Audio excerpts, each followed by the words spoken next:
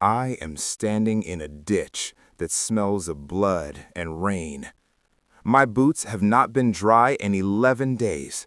The man beside me hasn't spoken in 3. Above us, the sky is the only place that still looks like it belongs to God.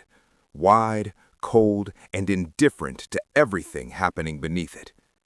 And then, there, a shape tears through the cloud cover like a red wound ripped open across the heavens.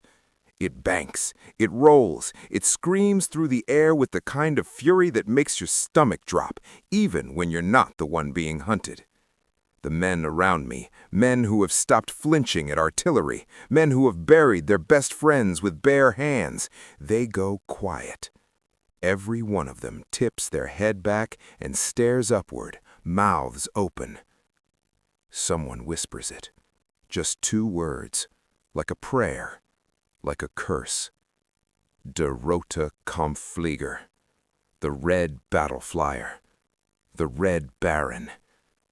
And I swear to you, standing there in my filth and my exhaustion, I felt something I had no right to feel in that God-forsaken place. I felt awe. His full name was Manfred Albrecht Freiherr von Richthofen, born May 2, 1892, into the kind of Prussian nobility that expected greatness before a boy could shave. He was the eldest son. That mattered. It shaped him. At 11 years old, while most children were playing, Manfred was marching. The military cadet corps took him early, and the institution discovered something quickly. This boy did not know how to be afraid. Not of heights, not of competition, not of pain. He threw himself at every physical challenge with an almost unsettling hunger. Horsemanship, gymnastics, hunting in the cold forests of Silesia, the kind of outdoor endurance that turns boys into something harder. By 17, he was a cavalry officer.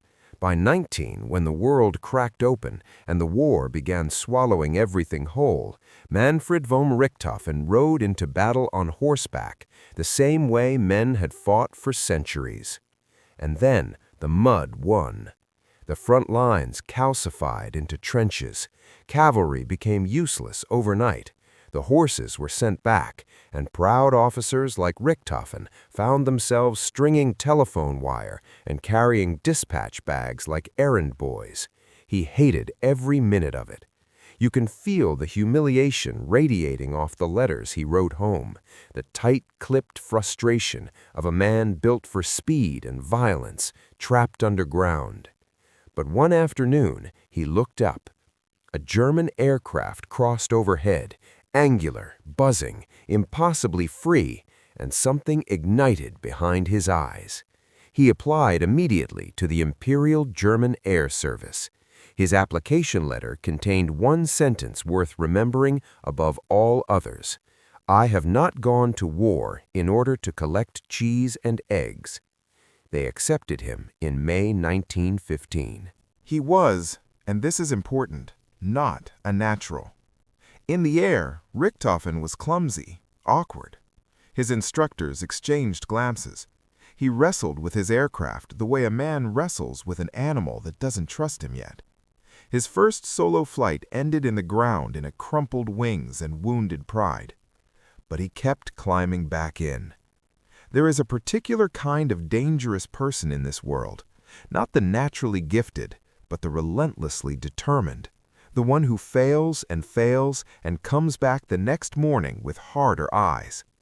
Richthofen was that person. His skills sharpened slowly, then suddenly. He moved to Kampfgeschwader II, flying a 2-seat Albatross over the Western Front, and it was there that fate handed him the most important meeting of his life. He encountered the greatest fighter pilot Germany had yet produced, Oswald Boelcke. Boelcke was a legend, not just in the way that newspapers make legends, but in the way that men who've seen real danger recognize something uncommon in another man's eyes.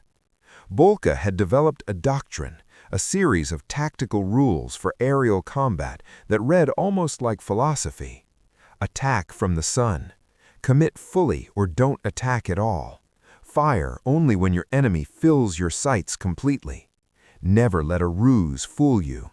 When pursued, turn into your attacker, not away.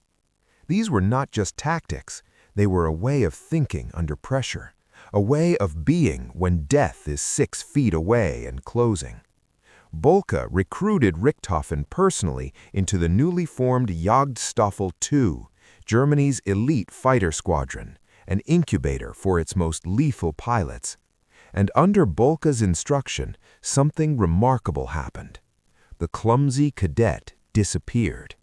A hunter emerged. September 17, 1916, his first confirmed aerial victory, then his second, then his third, fourth, fifth, victories stacking up like notches on a bedpost, each one a story, each one a life. The winter of 1916 into 1917 was a relentless accumulation of kills, and by January of that brutal year, Richthofen had 16 confirmed victories and was awarded Germany's highest military honor, the Pour le Mérite, what the soldiers called the Blue Max. And then command. He was given Jasta 11, his own squadron, his own men. Something in him shifted with the weight of that responsibility. Leadership clarified him, and then inspiration struck. The kind of idea that is so audacious it crosses the line from confidence into something almost theatrical. He painted his aircraft red. Entirely, blazingly, defiantly red. He later explained it with characteristic dry understatement. For whatever reasons, one fine day I came upon the idea of having my crate painted glaring red. The result was that absolutely everyone could not help but notice my red bird. My opponents also seemed to be not entirely unaware. That is the understatement of the entire war. The red albatross, and later the iconic red Fokker triplane, became something that transcended military hardware. It became a symbol. On the Allied side, spotting the red aircraft sent a cold spike of adrenaline through even veteran pilots. On the German side, it was a rallying point, a source of pride that functioned almost like propaganda. The Red Baron was real, and he was unkillable, and he was coming. April 1917, the cruelest month of the war in the air, became known among the British Royal Flying Corps as Bloody April. Richthofen personally recorded 22 victories that single month, including 4 in one single day. He was a one-man catastrophe. His squadron grew into something larger, Jagdgeschwader 1, multiple squadrons operating under his command, their planes painted in vivid, clashing colors. They dismantled their camp and moved wherever the fighting was thickest, following the front like nomads. The Allies, half in horror and half in grudging admiration, gave them a nickname, the Flying Circus. July 6, 1917. A bullet found him. It struck his skull, a grazing wound, but the brain is unforgiving terrain. Partial blindness, the aircraft entering a spin, the ground spiraling toward him, consciousness threatening to dissolve. Somehow, through sheer animal will, he pulled the machine level and set it down in friendly territory. He should have been finished. The doctors said as much. He went back to the cockpit in 3 weeks, but nothing was entirely the same after that. The headaches came in waves, the nausea.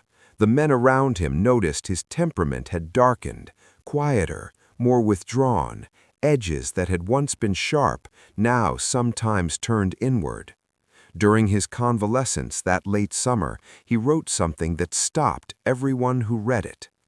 I am in wretched spirits after every aerial combat. I believe that the war is not as the people at home imagine it, with a hurrah and a roar. It is very serious, very grim. This from the Red Baron, from the man the newspapers had turned into something barely human, something mythological. He kept flying. He kept killing. April 20th, 1918. His red Fokker triplane climbed into the morning air over the Somme Valley. Below him, the trenches, the mud, the men.